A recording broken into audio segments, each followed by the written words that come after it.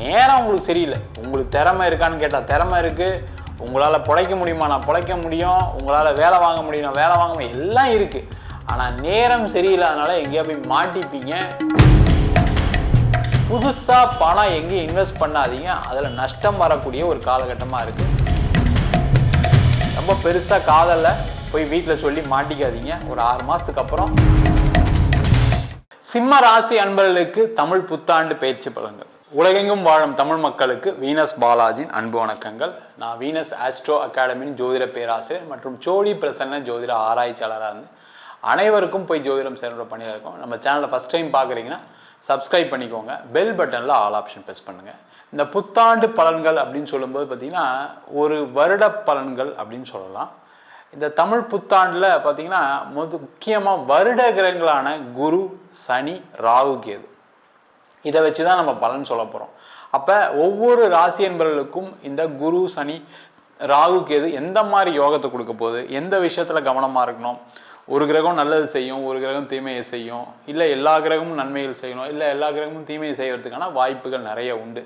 இந்த சிம்ம ராசி அன்பர்களுக்கு நிறைய நெகட்டிவ்ஸ் இருந்தால் கூட ஒரு 40% பாசிட்டிவான விஷயங்கள் இந்த வருஷம் இருக்குது. ஏன்னா சிம்ம ராசியிலே கேது போகிறாரு, அது ஒரு பெரிய நெகட்டிவ். அதுக்கப்புறம் 8ஆம் இடத்துல சனி பகவான், அஷ்டமஸ்தானத்தில் சனி, அஷ்டம சனி, 7ஆம் இடத்தில் ராகு, அதே போல் 11ஆம் இடத்தில் குரு. இது பார்த்திங்கன்னா இப்போ சிம்ம ராசி என்பவர்களுடைய நிலைமை எப்படி இருக்குது அப்படின்னா எதுவுமே நடக்க மாட்டேங்குது சார், எல்லாத்துலேயும் ஒரு பிரச்சனை இருக்குது, போராட வேண்டியது இருக்குது, வாழ்க்கை ரொம்ப மோசமாக போயிட்டுருக்கு. ஒரு காலகட்டத்தில் நான் நினச்சதெல்லாம் நடந்துச்சு, நான் யோசித்த விஷயங்கள்லாம் செஞ்சுட்டு வந்தேன், இப்போ எதையுமே செய்ய முடியல அப்படின்னு சொல்லக்கூடிய நிலை படிக்கிற பசங்கள்லேருந்து வயதானவர்கள் வரைக்கும் இருக்குது. படிக்கிற பசங்களுக்கு பார்த்திங்கன்னா நிறைய படிக்கிறாங்க, ஆனால் மார்க் வரல. அதே போல் படித்து முடித்தவங்களுக்கு வேலை கிடைக்கல.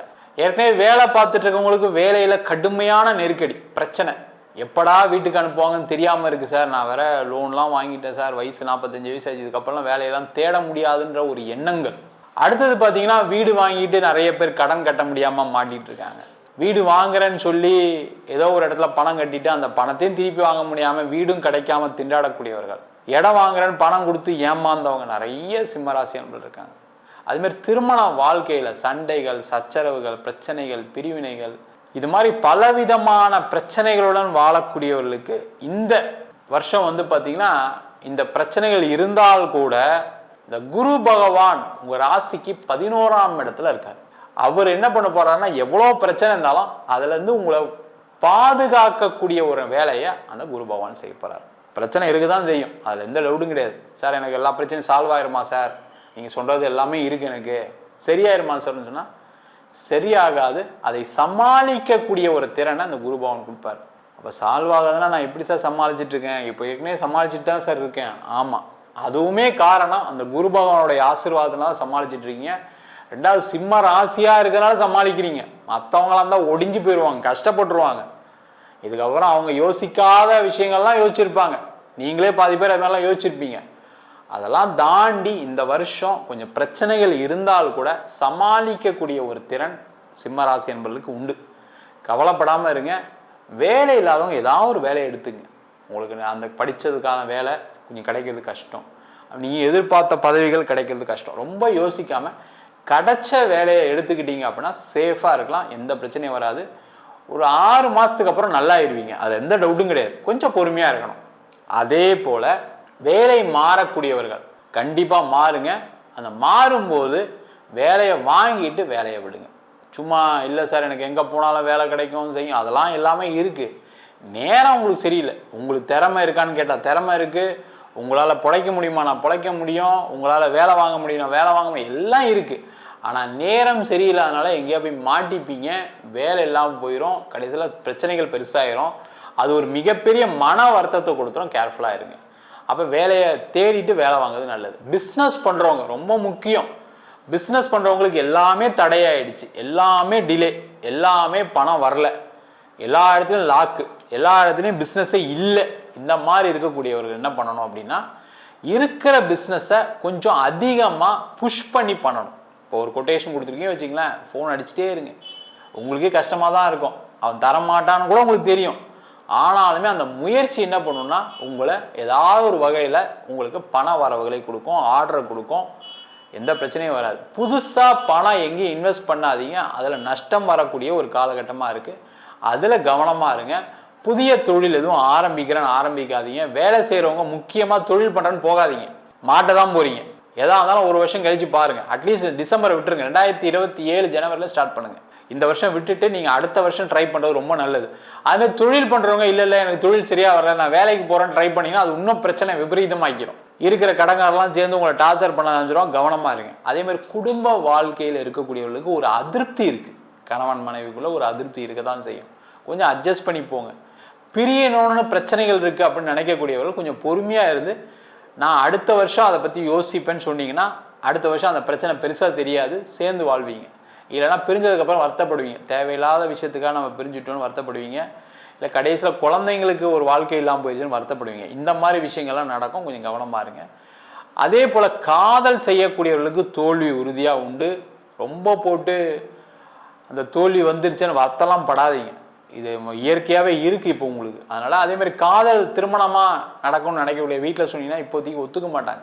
ஏதாவது ஒரு பிரச்சனையை சொல்லுவாங்க. எல்லாம் ஓகேனா கூட ஏதாவது ஒரு நோட்டை சொல்லுவாங்க. அதனால் ரொம்ப பெருசாக காதலில் போய் வீட்டில் சொல்லி மாட்டிக்காதீங்க. ஒரு 6 மாதத்துக்கு அப்புறம் கண்டிப்பாக சொன்னீங்கன்னா வீட்டில் ஒத்துப்பாங்க, எந்த பிரச்சனையும் வராது. இப்போ இன்வெஸ்ட்மெண்ட்டுன்னு பண்ணக்கூடிய நேரம். இப்போ ஒரு பணம் சம்பளம் வாங்குறீங்க வச்சுக்கோங்க, மாதம் ஒரு 10,000 ரூபா உங்களுடைய செலவை குறைச்சிக்கிட்டு எதாவது இன்வெஸ்ட் பண்ணிக்கிட்டே வாங்க. அது நகை வாங்குறது, தங்கம் வாங்குறது, ஏதோ ஒரு பேங்க்கில் டெபாசிட் பண்ணுறது, மியூச்சுவல் ஃபண்ட்ஸில் போகிறது எல்லாமே செஞ்சுட்டு வந்தீங்கன்னா சிறப்பு.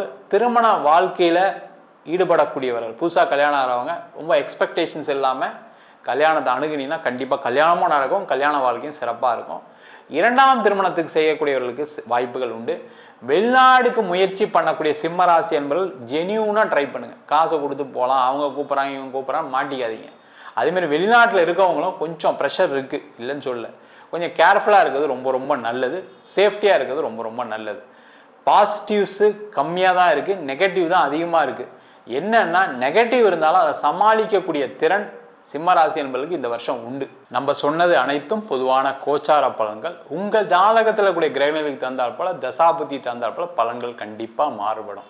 இப்போ பார்த்தீங்கன்னா நிறைய பேருக்கு சில நேரங்களில் கெட்ட கிரகங்களுடைய நகர்வு கூட நல்ல விஷயத்த கொடுத்துருக்கு. காரணம் என்ன, உங்கள் ஜாதகத்தில் அந்த கிரகம் பலமாக இருக்கும், தசாபுத்திகள் நல்லா இருக்கும், பிரச்சனைகள் வராது. நிறைய பேருக்கு பிரச்சனைகளை கொடுக்கக்கூடிய தசை ராகு திசை, கேது திசை, சனி திசை, புதன் திசை. இதில் நிறைய பிரச்சனைகளை தான் சந்திக்கக்கூடிய ஒரு அமைப்பு நிறைய பேருக்கு இருக்குது. அந்த மாதிரி இருக்குன்னா உங்கள் சுய ஜாதகத்தை பார்த்துட்டு செய்து கொள்வது சிறப்பு. ஜாதகம் என்கிட்ட பார்க்கணும் விருப்பப்பட்டீங்கன்னா கீழே நம்பர் வாட்ஸ்அப் பண்ணிட்டு ஜாதக பலனை தெரிந்து கொள்ளலாம். ஜாதகம் இல்லாதவங்களுக்கு சிங்கிள் பேஜில் பிடிஎஃப் ஃபார்மேட்டில் வெறும் 99 ரூபாய்க்கு கொடுக்குறோம். டீட்டெயிலாக வேணும் அப்படின்னா 51 பக்கம் கொண்ட டீட்டெயிலான ஜாதகம் வெறும் 500 ரூபாய்க்கு கொடுக்குறோம். அதில் பலன்கள் இருக்காது, நோட்டில் எழுதுன மாதிரி ஜாதகம் தான் பிடிஎஃப்பில் இருக்கும். சில பேர் நோட்டில் எழுதி தருவாங்கன்னு கேட்குறேன், நோட்லையும் எழுதி தரோம். வேணுன்றவங்க கீழே நம்பருக்கு வாட்ஸ்அப் பண்ணுங்கள். நம்ம வீனஸ் ஆஸ்ட்ரோ அகாடமியில் ஜோதிட பயிற்சி வகுப்புகள் நடத்திட்டு இருக்கோம். அடிப்படையிலேருந்து எளிமையாக ஒரு கிரகத்தை பற்றி தெரிஞ்சுக்கிறது, நட்சத்திரத்தை பற்றி தெரிஞ்சுக்கிறது, முக்கியமாக ஜாதக பலன் பார்ப்பது எப்படி.